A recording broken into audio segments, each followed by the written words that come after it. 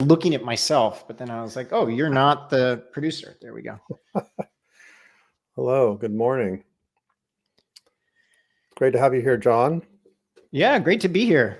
Yeah, I guess we'll sip our coffee for exactly 4 minutes and 42 seconds, and then we'll be good. That's right. For Ready me, to go. it's tea, and I'm actually low, so I already had one cup. Yeah. So how are things in Santa Barbara? They're good. We had these fires. I think we still think something is on fire, but Okay. yeah, we had a lot of rain over the winter, so things are actually green in July, which is rare. So yeah, how about you? We've been fine. We've had a lot of hot weather, which I don't mind at all. And we've been sort of fire free so far, knock on wood. But we'll see what's going to happen coming up here. So We've been doing some bike teaching the 6-year-old how to ride a bike. So I'm always thinking about your video of taking off the training wheels. Yeah, I saw one of your videos there recently you posted, and it really made me think a few things because one thing we don't talk about is character so much of these kids who are learning to bike. And there's something I didn't really mention very, very much, but that is Eva, who's in that video, my youngest daughter. She is actually very independent. She is really, really independent. I mean, she loves her independence. She's like, the first time she could get to fly alone across the country to New York, she was like, yes. I mean, she's extremely independent. And I don't think we talk too much about, character so much and styles of learning or stuff like that. So it just made me think of it because she was like more than happy to be riding the bike by herself without the help of daddy. And it's also what's funny too, because a number of people will always weigh in, like you should have put your kid on a balance bike, right? And I have to tell them this story. I'm like, actually, I'm already bought into that. My Right. son was like zooming around the neighborhood on his balance bike. But there's probably an analogy here for how we think about software. But then people told me, great, now put him on training wheels for just a little bit to learn how to do the pedal motion and then get him back and then they'll be fine. Just knock off the training wheels and be good. But once we did that, it kicked off this whole, year-long saga. But then we got the towel, the towel works better. Anyway, we'll share the video for people if they're interested. I like that towel. They're streaming in. Yeah, I haven't seen the towel technique used. I think a lot of it too depends on like where you are riding, because we had a very lucky situation with very, very gradual little hill. So you're already kind of going downhill, but it's very gradual. There's a lot to this. There's a heck of a lot to it. But, someone should write a whole book on this stuff. Yeah, so welcome in, folks. If you're joining us here for the first time, we are doing a 45-minute show. There are going to be chances to ask plenty of questions, and we will pick a few to answer. So don't be shy. We love questions. And if you've been here before, thanks for returning. We're looking forward to a really wonderful conversation. And it's an honor to have John here. So thanks again for taking some time. Yeah, thanks for having me. We are, I guess we've known each other for a while now, right? At least 10 years or more, maybe. Yeah, 10. Yeah, going on 10. Mm-hmm. Yeah, and you've been on the Modern Agile show before, and we've interacted at various open early adopter of the really sexy studio, by the way, on that show. Yeah, you were ahead of your time on hitting YouTube with these things. Anyway, so there you go. This is a little bit more understated, but you're doing great. Right. Thanks. Yeah. We had an interesting studio set up there for a while, and pre-COVID, right. So anyhow, I'm looking forward to this. Your expertise in product and just in general in building things is going to be fascinating to this conversation. So we are going to be officially live in a few seconds here, and we'll kick this off. So again, if you're just visiting or just coming joining us, don't be shy. Please ask questions. We'd love to see that. We'd love to see where you're from too. So feel free to say hello in the comments. All right. Well, according to my clock, it is the top of the hour. So welcome, John Cutler. Pleasure to have you. Yeah, great to be here, Josh. John, if you don't know John, you're probably missing out because he's prolific on the social webs and, he's very well known for wonderful, incredibly valuable posts all over the place, especially on LinkedIn and other places. And his Beautiful Mess newsletter is an absolute gem. So if you don't follow that or subscribe, I would suggest you do. You'll learn a heck of a lot. John, I think of you as like a merciless, continuous learner, someone who's just voracious at learning and improving. So I'm obsessed with writing. So, no, it's funny. People reach out and they say, well, what can they learn from creating content? And I remind them that it's not necessary to write as much as I do to get into this. But yeah, I love the writing and exploring and bringing people along for the journey. So that's great. Yeah, that's that. Very cool. Welcome, Dimitri Kurgan. Dimitri's name is almost spelled like my brother's name. He only has one I at the end. So I've never seen the spelling with two I's. Interesting. All right. Well, why don't we jump into this? We've been talking about various mantras from the book I wrote called Joy of Agility. And where it's open to talk about several mantras, but the mantra for today is called Start Minimal and Evolve. And this one actually took some time to actually put the right words to it. At one point it was like Start Simple and Evolve. And I kind of like struggled with the name and got a lot of good feedback on learning from friends and colleagues.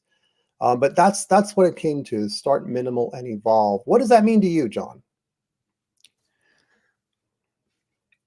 It's the thing that comes to mind is the sensation when you're doing it. So there is that you're facing some problem or some puzzle or some challenge, and usually there's every bone in your body is telling you to take a big slice of this thing, to plan it out. And there's an instinct you have in the back of your ear that says, I think if we just attack it this way, something that feels a lot more minimal, something more lightweight, I'm going to learn a lot. But the thing that comes to mind is that it's a lot easier to say than do. Oh, yes. We've all been in these situations where you feel the pull of trying to plan big, and do all this stuff. And then you have to take a small little slice of it. So I think of it more as an instinct that you have to build, and that you have to build confidence about. I don't know if that makes any sense, but I think of it as the feeling you get when you're faced with some gnarly problem and the little voice in your head is saying, try this little slice. And the big voice is saying, do all the things, and you listen to the little voice. Yes. I think it's for me, a lot of it comes down to risk management. It's basically, hey, if I do something really small to start with, I could get feedback. I could learn from it. I could manage some risk. I could just, not do too much where I'm gone too far down the road and it's just going to be a waste. So I want to read really quickly from the book itself. I'll just read the beginning paragraph of Start Minimal and Evolve.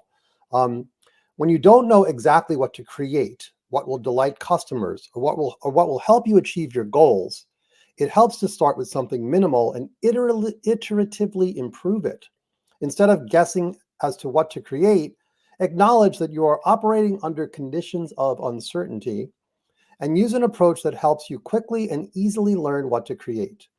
This helps you drive out fear, another mantra in the book. Start Minimal and Evolve is also clearly related to the mantra, be poised to adapt, since it requires rapidly adapting as you learn what to evolve. So this mantra is very connected to other mantras, including be quick but don't hurry. We'll talk about how that is connected. It's really a deep and important mantra, and it's not an easy one to master. None of them are. So yeah, what are challenges? Why is this hard for people? Why is it difficult? Well, one thing that comes to mind is you have to have seen it work out. I remember earlier in my career, I hadn't seen certain things work out. The only thing I knew was I go back and look at these huge Gantt charts and these huge things that I used to put together. I should share them too. We all learn about these things. And I remember looking at those, and that was all I knew. And so I think that for a lot of people, it's actually about building the confidence that that approach will work. And I think we often talk about mindset with this. And to me, it's often a little distracting. Like what I think about is someone's experiences and lived experiences and what they've seen work. And so I think so that's challenge number one. Have you seen any of this work? Right. And, an example would be, a team is about to jump into something and you have that one voice that says, well, why don't we just get out of the building here? Why don't we go and test something with a customer? Let's sit down with them. Let's just do something side by side with the customer. And if you've seen that work, that's great. Now, if you haven't, you think, oh, that's going to be so much trouble and we're going to trouble our customer. And like, what would showing them a minimal prototype actually do for us? And don't we have better things to do? I have this plan that I've been working on to do this. And so it could be that person just hasn't experienced that. And I've experienced enough of that working that I feel very, very confident that it's going to lead to good things. But the folks that you're working with often haven't experienced that working out. Right. And I mean, I think so. So for me, these mantras are very much applicable to many, many activities in life and in work. So when we talk about experiencing them, it doesn't have to be that you only experience it on a software project where you evolve something from a small, thin vertical slice. I do presentations frequently to customers. And sometimes there's an internal person at the company where we're presenting who really wants to bring industrial logic in. And they have brilliant ideas and they know the political climate and they know all these things. Well, guess what? We work with them and we say, here's the skeleton, the walking skeleton of the presentation. What do you think? It's not even remotely done. It is a minimal slice. It's we start minimal and evolve on the presentation, the sales presentation, give it to this person, get feedback, iterate, get feedback, iterate. And we end up with a presentation that really hits the mark because we followed that approach. Again, this relates to so many things. It's not just software development. I love software development. We can get deeply into examples of this mantra in software development. But I want you to remember this mantra, all the mantras apply to many things. So we often get paralyzed too with tackling big things. Actually, in my own work, I've been doing some workshops, and I fell for every trap that I know exists about workshops. I'm planning this big thing, and then someone gives me this book training from the back of the room, and it's like it lists these 4 C's, and you should connect with people, you should then communicate a concept, then do concrete practice, and then close. And I think and then of course I go back to my big plan for my workshop and I'm trying all these intricate things of that. And then a friend of mine reaches out and they said, John, just do it. Let's just do it right now. Right. Connect with me about what do I know? We do that in 1 minute. John, you only have 60 seconds to explain the concept. I know you want to go on for 3 hours to explain the concept. Do it in 60 seconds. I explain the concept. Now, how would we practice together? On the spot, I'm like, well, we would practice by doing this and then we would see what's going on. Now let's close what we learned. So that point about it not just being, it is sort of an enduring principle that we need to embrace, because so I had spent days and days on this workshop that didn't seem to be going anywhere. And within 3 minutes with this person, I was already going through the training from the back of the room cycle in 5-minute increments and learning more in that 1 hour than I did in, dozens and dozens of hours doing something else. So yeah, definitely not software, just software. So, yeah, and that's a great, perfect story. I mean, and so drive out fear is one of these other mantras in the book. We're going to talk about that next week with Linda Rising. But drive out fear to me is very closely related to this because, we have the fear that we're not going to put on a good workshop, or we're not going to give a good proposal, or we're not going to build the right software or build the right product. And so how do we drive out the fear of that? Well, one way is to learn faster, right? And the sooner you teach your first workshop, the sooner you're going to learn, hey, what works, what doesn't work, how do I adjust this? You might find a lot of things are working perfectly. Just need a couple of tweaks here and there. So, driving out fear, this is a technique in a way for driving out fear. Yeah.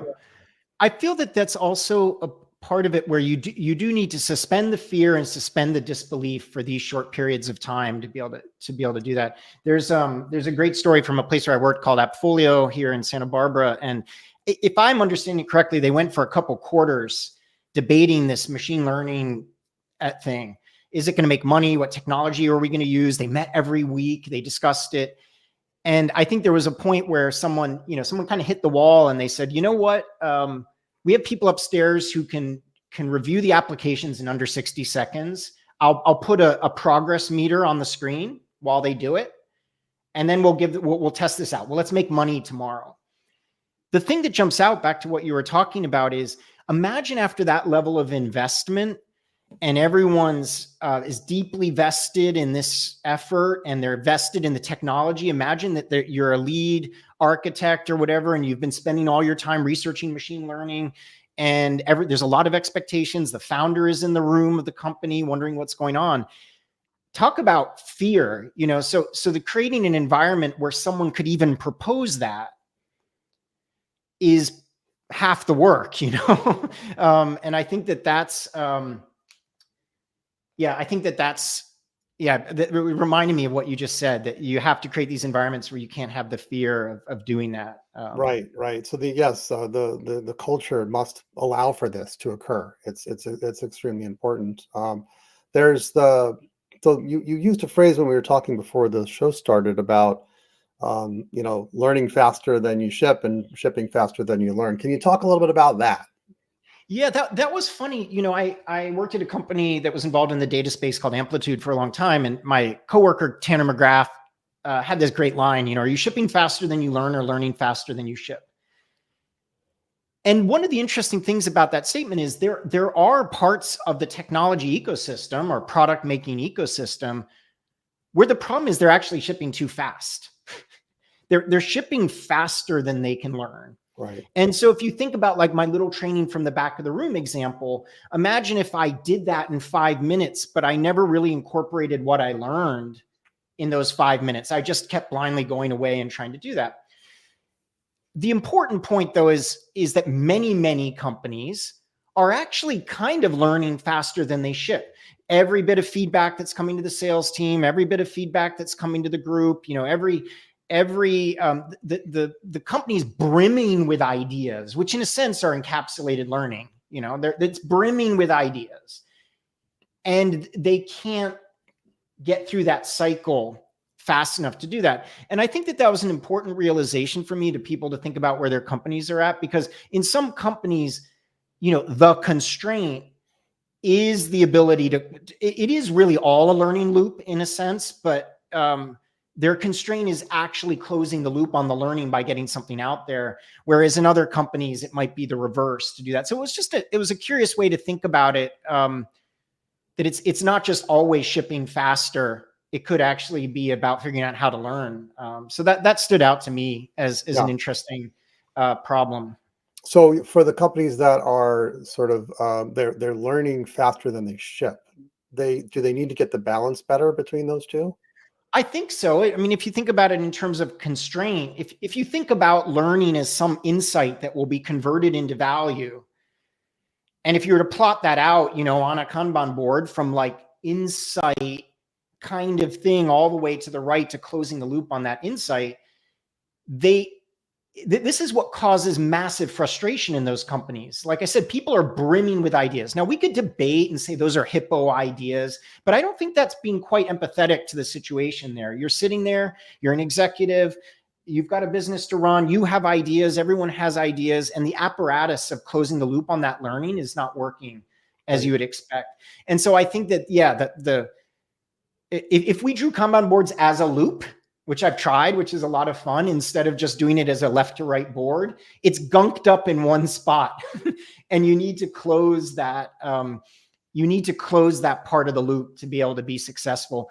And I think that for a lot of teams, they focus too much. I'm a little cautious. It's very popular in the product space now to talk about product discovery and product research and all these things. These are all very valuable tools, but I worry that it just becomes another version of sort of big design up front without really validating those assumptions and bringing them through the loop. So what those companies are doing is, because of the fear they might have with shipping, the fear they have getting thing out there into the world, they're displacing that fear onto being particularly obsessive about discovery and learning and things. But on the other side, the flip side is true, which is where you see a lot of anxiety in the industry about incrementalism and, we ship crap and we never go back to fix it. So both of these, this is a polarity, and both things can be true depending on where you sit on that. Very hard to get the balance right. So I know people sometimes feel like unprofessional to put something unfinished out there. Or that's not as fancy as the competitor potentially. Although it actually might be an asset. It might be something, hey, we like this bare bones feature. We don't know. We have to learn. But if there's this professionalism, which is kind of misplaced professionalism, it's sort of like it must be shiny. It must be brand aware. It's got to have all the bells and whistles. Otherwise, it's going to hurt our brand, right? That just stops you cold with Start Minimal and Evolve. You simply can't do it.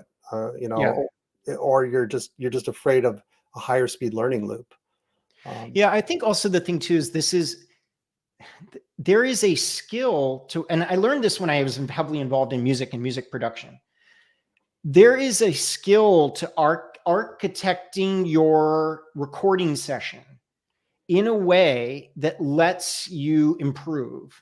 And there are ways that bring you down to a bad place. So what that means is that this is where experience matters. This is where some companies, they try sort of some MVP in it, and they just end up with some crappy MVP out there because they weren't thinking about architecting for extensibility. They weren't, and this isn't about being obsessed with will it scale. It's actually about the decisions that you push off, in many ways to do it. So there is a skill involved with the actions that you take to allow that kind of extensibility and experimentation that I think gets missed often in the conversation. I'm thinking of a startup we've helped recently, which, they had spent a lot of money for a year. They got a piece of junky software from some outsourced developers, very low skilled. We came in, looked at the code. We're like, this is just horrible. They couldn't even demo the software. It would fall on its face as they did demos to try to raise money.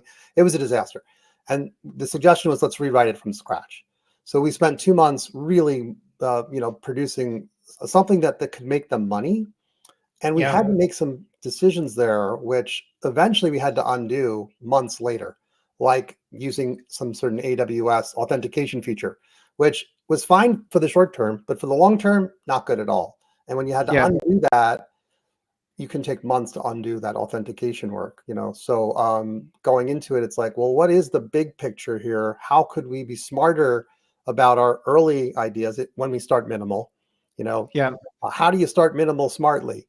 And you don't want to be paralyzed by fear that you're making the wrong choices, but you want to make smarter choices. So today we're helping a new startup, and we're probably just jumping straight to using a non-Amazon based authentication service because we know it's going to be more fully featured in down the line and better place to start. Yeah, this kind of goes along with, I think, this idea of like thinking big, working small, which is. I was joking with Jason Yip about this. So here, if you follow through with this, there are companies that only think big that can't work small. They'll never get anything done, right? There are companies that only think small, work small, and can't think big. Right. And they will just go and iterate themselves into circles. Or if they're data driven, they'll drive in data circles. They'll just they'll squander that. And then there's companies that think big and can work small. And by think big, I don't mean like the executive going in like, we need to have a grand vision. It's about being able to sort of rehearsing or mapping out the space, kind of diverging on what you're doing and at least mapping out some potential futures for what might happen. And then saying, let's put that all to the side for now. The danger is people do those exercises and then they think, now we've got to build it all. Right. But you should do those exercises to imagine how the space might evolve, put that to the side as a little bug in your ear, about where things might go, and then continue to work small to do that stuff. I would argue that you can teach teams to think big easier than you can teach teams to work small. So start your, if you have to be biased to one, start with the work small. At least then they'll get that part, which what we're talking about today. And we can teach them how to think big, but the reverse is not as easy. Yeah, love that. It's making me think a little bit of the book, The Magic of the Subtle Magic of what is the book about? Cleaning up your house, right? I don't have the name handy. I write about it in my book in the resourceful section. But her point is, you could make a little change in every room. Let me clean something up in every little room, and still get nowhere. Your house is still a mess. Yeah. You have to also think big. Okay, I'm going to take this entire room, and this room is going to become super clean. And now I'm going to do it, in small chunks. But I'm just taking one room from the house, not the whole house, and I'm going big on it. And I'm going to do it with little acts of cleaning. Think big, start small. I mean, it's hard. If someone wants to write a book, well, don't start writing the book. Write a blog, right? Write a couple paragraphs. See how that does. It's I mean, the reason why I say that working small too, I think is the harder thing is that's where the rubber hits the road. I mean, that is the working part of it, right? So, and I think that's it. I was coaching a product manager that legitimately had some 18-month, 24-month mega thing to deal with. And they had options, they could kind of put people off to the side and try to do it while no one noticed. That was one option. Or they could try to do it more incrementally and see, but it was a wicked problem. It was legitimately a wicked problem. We brought in some outside help to look at it, and they were like, this is a wicked problem. I've been doing this for a long time. This is a wicked problem to do it. And I think the important point there is it's almost like the start minimal still can relate to those things. It's almost like a bias. Like when met with a couple decisions about what to do, it's that person saying, can we just get this field to go from there to over there across these 3 systems in a week? Like just that one thing. And so I think that what's important for folks is, even when you meet these wicked efforts, you can still apply this heuristic. It's going to be a little uncomfortable, but you can still make progress. I'm just acknowledging that sometimes we are faced with these like wicked efforts, and that doesn't mean that you can't still apply this principle. I'm sure you have experience with that too, with like big refactors and stuff. Absolutely. I mean, there's a story in my book that a friend told me in Norway, and they were basically, they wanted to change the way people bought train tickets in Norway. The only way they could buy train tickets in Norway, this is years ago, was through these machines that were, controlled by the train system. They were embedded software. You could not update them without going to each and every machine and basically upgrading the embedded software on it. It was old days. They were like, we got to get this on the web. Okay, big picture, we want train tickets that are purchasable through the web, and you could go to a store, a convenience store, or a train station and buy them with a modern system. They wanted a modern system. Well, where did they start? Well, they had some really smart, very agile-minded people, and they said, let's start. They had some drinks for one night. The product manager and the tech lead went ahead and had their drinks. Said, let's start with one convenience shop where we just put a little system in with one button, buy a ticket. And that one button would just let you buy a ticket from that station that you're at to the next big city. That's it. One way. That's it. One ticket, one button. Nothing fancy. And it had to prove that it could, talk to the payment gateway and do all the other work. And they did it. They built it in a matter of days, put it into the convenience store, and they found people actually used it. They pressed the button and they got their ticket, and they debugged a little bit. There's one little issue. Then they went on to the second convenience store, and then the third. And before you know it, the whole thing was rolled out across the country. Start minimal and evolve. Yeah. And it's a real story. This is not pretend. This has actually happened, right? I mean, so you got a big goal in mind. Start really small. Yeah. One of the things that's interesting too, in the Valley, at least, there have been a couple of well-known companies. I think Figma is one of them, that were known for spending, so the myth is they spent years to launch this big perfect thing. I guess his name is Dylan something. He was at a conference recently. He's like, everyone fetishizes that side of what we did. I wish we hadn't done that, right? But the other thing which was interesting is often those companies have design partners for those 3 years that they're basically building for, 10, 20, 30, 40 companies. And I've been involved directly in companies like that and or advising companies like that. And so I think that this skews the logic people have. They look at some of these big releases or very polished products that are celebrated for being that polished and get a lot of critical acclaim for being that polished.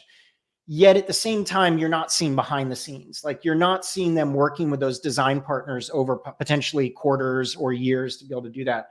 And so I think sometimes working minimal can be choosing who your design partners are. It's who is that small set of customers that allow you to be able to do that. And I think it's very easy to get distracted by the stories that we hear and not look behind the scenes to what happens. And I think that's I'm just addressing directly a trend recently in the last year or two where you've seen people write that like the idea of lean startup is dead, or this and this is dead, or doing this thing is dead. And then they point to these companies that had these very visible, polished releases, and it's not really digging into what's going on behind the scenes. And so it's something to think about.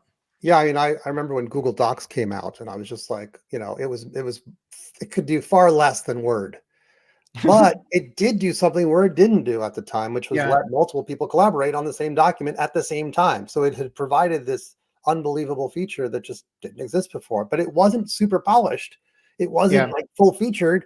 It just did something amazing that had a real important point in the marketplace. There's a lot. I do think that one of the things that people need to keep in mind is it does help to really clarify what you think the risk is. And where this goes to is that, for example, let's say you're displacing some on-prem software that's been used for a long time. And it's in a very well-known vertical where people have been operating their businesses this way. And you can literally look at the on-prem solutions and see how they've evolved over 2 decades. Honestly, you don't need to go out and test every single little feature on that, unless your competitive differentiator is going to be to upend the market and have them do this way. So I'll mention this company I worked at, Appfolio here in Santa Barbara. They were displacing property management software. Now, property management software has a way that you do accounting, which is not going to change. It's a well-known business that has a flow. It has, you're not going to reinvent property management, although they ended up reinventing parts of it eventually. So the risk wasn't necessarily about knowing the space or knowing the job to be done. There were other risks though involved. It could be your go-to-market risk, or it could be your risk with, are we going to architect this the same way? And so I think that that's one of the critical skills is it's minimal for what? And so I think that a lot of teams kind of blindly try to be minimal because they've heard, I'll hear this happens a lot. I don't know why, maybe some agilists say this all the time, but they're like, you're never going to know until you get it out there in production. Well, I was a UX researcher and I've done a fair amount of work in this. And there are some things that we can learn a lot more cheaply than shipping software. That's right. That's right. And so I think that but the risk, but that might not be the risk, right? So I think that a good tool to start with for any team is to think about, do a pre-mortem activity. It's a year from now and this has all gone to crap. Like, what did happen? Was it because we didn't architect this correctly, or is it because we missed the mark on customers, or is it we couldn't get up into the enterprise like we thought we could? So I think that that's a good first step to thinking about where to target your minimal approach. Like a big UX up front, for example. I mean, we see that all the time where they engage these firms to do your UX work. They're not actually testing it on people. They're really just glorified, graphic designers who are designing something pretty. And then you go and program it and it's a disaster, from a UX point of view. And a great example for that is they might be trying to disrupt some industry. And that industry doesn't want to be disrupted or something, right? Maybe the story. That is the Appfolio story, because Appfolio's founders first went to garage shops thinking they'd improve the software used in garage shops. And they found out that these garage owners had no interest in upgrading their software whatsoever. Yeah. No interest. So they Well, pivoted to, building yeah. management and all that. Well, and that's the thing too, is that if you're, there are some spaces that unless you can go end to end on the workflow for some person trying to do their work, you will not sell your product. You will not get them to use the product because they can't go from A to Z. But maybe the bet of your company is that there's a lot of cruft and leftover process involved with administrating the product. And your bet is that, like, the world has gotten a little flatter. People aren't worried about these fine-grained permissions or controls. It might be that, people aren't as worried about running reports in the old way. That's your bet as a company. That's your sort of strategic bet. That's the think big. Yes. So when you think about minimalism, no, it's not going to help you to do only 1/3 of the workflow because customers will want to get from A to Z. However, it might benefit you to remove all reporting functionality, just make it an email, and remove all fine-grained permissioning. Not going to need it because that's your bet. And so I think that's the thinking minimal isn't always just, it's doing the tiniest thing possible for the risks that are part of your strategy. And that's an important thing to consider. It makes me think of Chris Rock in a tiny comedy club near his home where people have signed an NDA and he's got a yellow legal pad filled with potential new jokes. And, his think big is, I'm going to do a Netflix show where they're going to pay me millions of dollars. His think small is, I'm going to test a bunch of new, really early new jokes on people and see how they react. He's taking bets on every little joke, very minimal and very risk managed, right? He's managing the risk. He's trying to see, did this generate any kind of laugh, smile, a twinkle in someone's eye? It's exactly what we're talking about applied to a comedy show. Yeah. One interesting thing is when I mean risk too, sometimes the biggest risk is that there's an unexplored upside. So we tend to think, and when you do pre-mortem activities, there's a tendency to go through and just, the shit's exploded, this and this, you come up with all these ideas. And then the person in the back of the room will say, no, the biggest risk here is we twiddle our thumbs and miss this sea current change that exists. It's not whether we, so in some cases, the risk is actually the upside risk that you're not getting as well. That relates to, I think, the number of experiments you're doing, right? Because if you're not experimenting rapidly, a modern agile principle, experiment and learn rapidly, right? You're not really probably going to find that thing that's the differentiator. You mentioned the learning part. I think part of this too is if you really want to know if you're working minimally, is to add the right column on the Kanban board that says learn. Like, can you talk about, I think that this is there's so much talk about experimentation. There's so much talk about testing, and everyone aspirationally wants to do all this and they all talk about it. And then you ask them, like, did anyone discuss? Did you actually sit down and discuss whether you did learn anything? And they're saying, oh, no, we were too busy to be able to do that. That's back to are you shipping faster than you learn? So to do it minimally, you also need to include closing the loop, which is, I think, where a lot of teams get mixed up.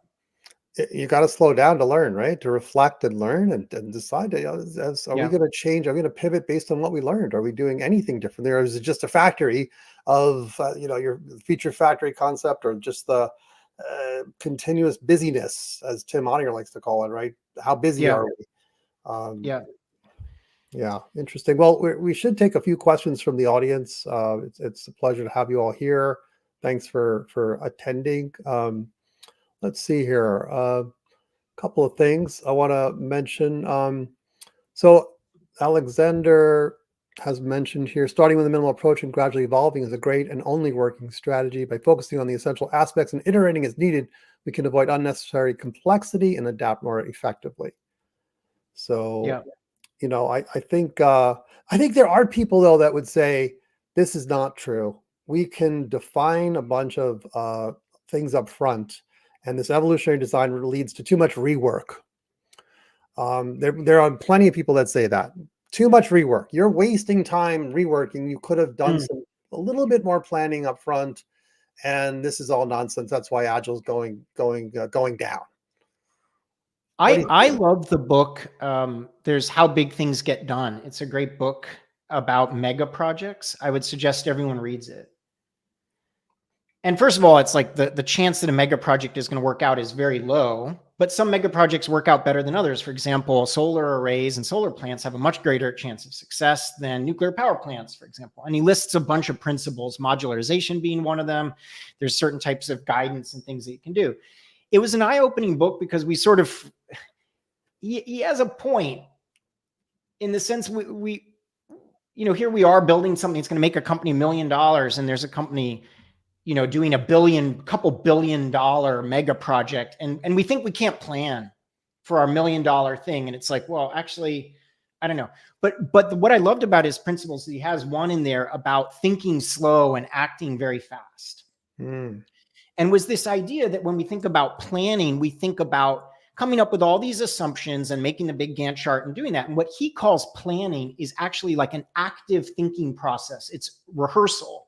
And he references, I think someone you've referenced he calls it Pixar planning, which is when they're working on a Pixar movie, they're meeting each week, they're sort of showing a revision of the movie, and they're going through this process of being able to rehearse, in a sense, what they're doing.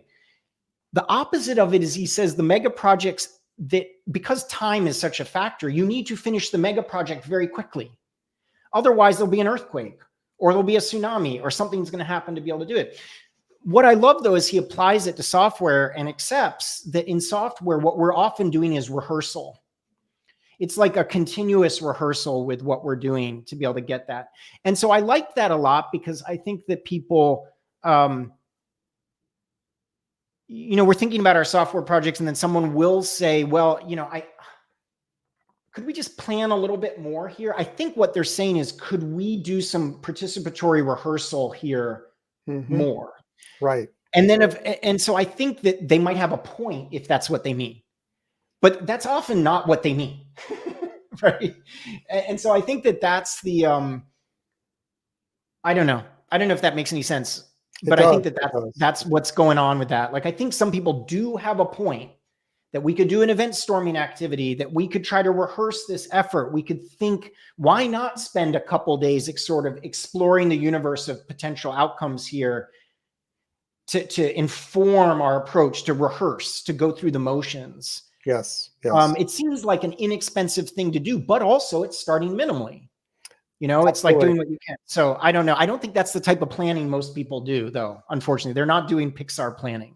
Yeah. I mean, well, the book Creativity Inc. I mean, it's still an absolute classic. So if you want to know more about Pixar and how they operate, and then when they make those movies, they don't start out with perfect animations. They start out with very crude versions of just experimenting with the scene, just to see. They're reducing risk. They're getting the right eyes on it to be able to do those things. They're getting diverse perspectives. They're getting people who've made a bunch of movies to look at the rough sketches.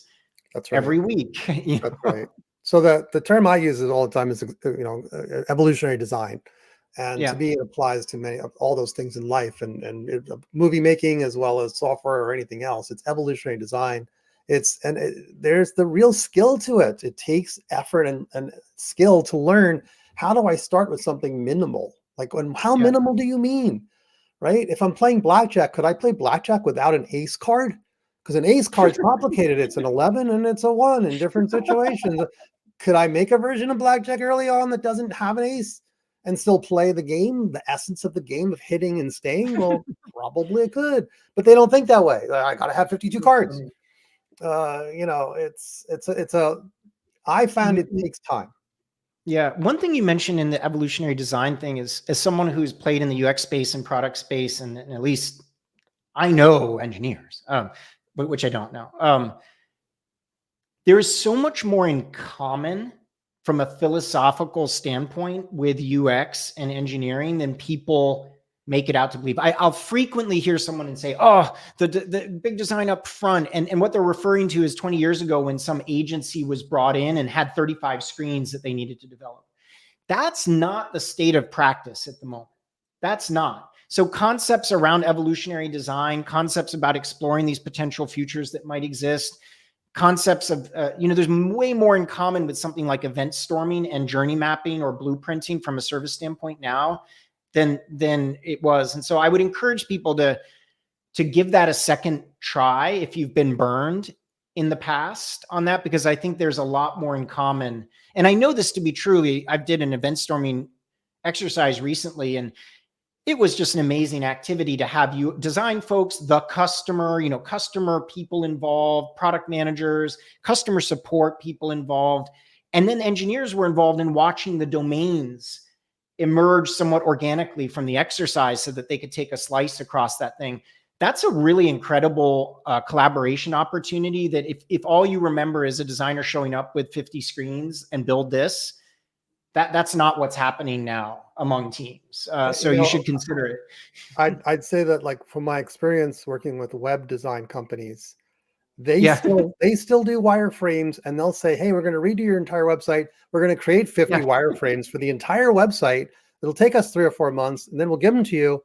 And then, we can implement it for you, or you can. And I'm like, hell no, no way. We'll make a little change to the website every day or every couple of days, and it's going to evolve. Great. Let's look at the big picture of where we want the design to go. Yeah. But we're going to do this incrementally, and we're going to learn all along the way. We're not waiting 3 or 4 months to redesign the website and then take months to do that. I still see elements of that in parts of the industry, at least. Yeah. And it is, that actually, the marketing website thing is a great example. Now there's products like Sanity, which is a headless content management system, which is very developer forward. If you go to their site, it's literally like on the main site, it's, npm install, like get going on this. And one thing that you see now is like the state of the art of a marketing website is a combination of a design system, a headless CMS, and then giving the team the ability to iterate and adapt. It's not like WordPress feels very antiquated compared to this approach of doing it. And so like, there's always I think there's the beauty in this is that modern approaches do emerge over time, and opportunities to collaborate emerge over time. And that's just a very simple example of something that's it accepts the developer's role in all this, and it accepts the content designer's role in all this. And it accepts the need to iterate and adapt it accepts that you might reskin your marketing site tomorrow and build it out. So that's just a fun, just real world example of what you see out there at the moment. I love that. I mean, in ways, I often come back to other mantras in the book, and one is be balanced and graceful. And what you just said, keeping the needs of the content people, the content marketers, the developers, the branding people, it's a balancing act to get the right kind of solution in place for everyone to be happy. Which is one of the hardest part about the start minimal often involves working with people. I'm reminded of the Amy Edmondson professional culture clash thing. It's going to be hard almost by the definition of starting minimal. You might be taking this slice. And when you take a slice, you're going to be running into people that you don't work with often, who you're going to have to communicate this particular thing. And that's where I at least see workshops and other things as, I just mentioned that event storming exercise.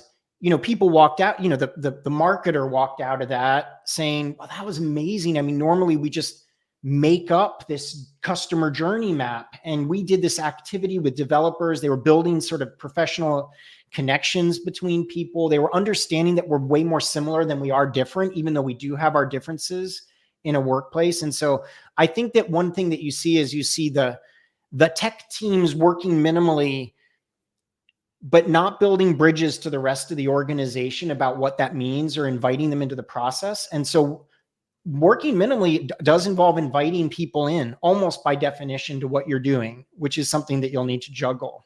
Yeah, the secret sauce we have for that is something I learned from a guy named Three many years ago. And I can even hold up my, I still have this. This is Three. This is a little mock-up of Three's. He had a VW van that he drove for probably 600,000 miles. But he taught me chartering, and chartering is that wonderful. It's probably a lot like your North Star framework. We don't have time to get into that, but chartering is where you figure out, who are we working with? What are those events, those main key events? That's the context diagramming. What are we going after here? What would success look like? What are the risks to manage? All those wonderful things. And that's something we have to slow down to do at the early parts of the project and keep updating it as we go. Without that, I think you lose sight of the big picture. And, to start Yeah. I minimal mean, as anyone well. who's walked into some boring kickoff where someone just lays out a 75-page deck, Oh God. Yeah. Yeah. I mean, that's like soul crushing. That's death. Which is very different than the chartering thing that you're describing. Yes. And I used to have this mantra of sort of start together, work together, finish together. But I think that kind of relates to this too. The thing you notice different companies, some companies, there's a lot of working together, but there's not a lot of starting together and there's not a lot of finishing together. Yes. The teams are all working, but they don't close efforts together and they don't start together. And then there's some groups that start together, but then it just no one works together after that and they don't finish together. They do the nice kickoff and then nothing ever happens. Yes. And the closure is the important thing. I mean, how many teams do the cross-functional work and work together, but don't make time for that celebration? And I think why this relates to the start minimal thing is you can just scale down all of these things and still keep it in mind as you're working minimally. Like, how can it's as much about how you're working as the slice that you pick up. What is the minimal version of starting together with this? What's the minimal version of working together? What's the minimal version of closing this experiment together? And so it's how you work, not just the slices that you take out of the product or what you're doing. Love it. Love it. Absolutely. We could easily talk for another 45 minutes or hour, but we've hit time here. Yeah, John, 45 minutes. There we go. Thank you so much. Thanks so much for joining us and sharing all your brilliance and wonderful things to keep learning from John. If you want to learn more about him, where's the best place to go? Right now, I've decamped to LinkedIn, and then the newsletter probably is the best way. It's on Substack at the moment. Yeah, it's called The Beautiful Mess.